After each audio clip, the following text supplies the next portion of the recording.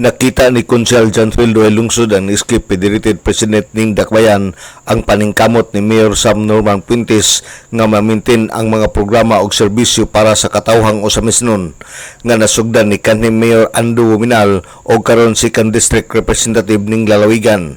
Kini mao ay pamahayag ni iskip Federated President John Phil Duhay Lungsod base sa iyang obserbasyon o giyausab nga nasaksihan atol sa pagpahigayon sa State of the City Address ni Usami City Mayor Sam Norman Puentes. Matod pa niya nga dili sayon ang pagmintin sa ekonomiya, infrastructure o peace and order. Alang kaniya nga bisan pa man adunay mga pagsaway nga taas ang tax sa Usamis apan aduna gihapoy nagbubo og puhunan dinhi sa Dakbayan. Ato ang nasaksihan ang mga pagmintinar sa pagpasenso sa Usamis, pagmintinar sa mga programa, proyekto, social services nga nasugdan pa sa panahon ni Congressman Ando Wominal 2019 kung diin siya pa'y mayor. Ato nakita nga ang ako isip sa ako ang kahuyang sa akong kabatanon at itong nakita ang pagpaningkamot yun ni Mayor Sam Norman Puentes nga ma-maintain, mapadayon ang mga programa o serbisyo para sa katawhang Usamis. Kaya personally na ang soka ni Mayor Sam, mga ako ang giat niya na to is una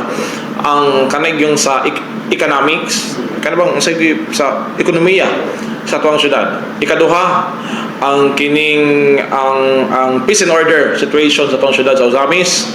Mo gina ang ako ang kanabang ako ang gitanaw gyud sa usoka ni Mayor Sam. So gani wala ta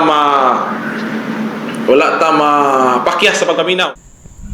Si iskip Federated President John Phil Duhay Lungsod iyang gikalipay nga namintin ang peace and order ning Dakbayan ug iyang gidayig ang kapulisan tungod sa daghang nahimo ug nagpasalamat siya nga successful ug mabungahon ang gipahigayon nga State of the City Address ni Mayor Sam Norman Puentes.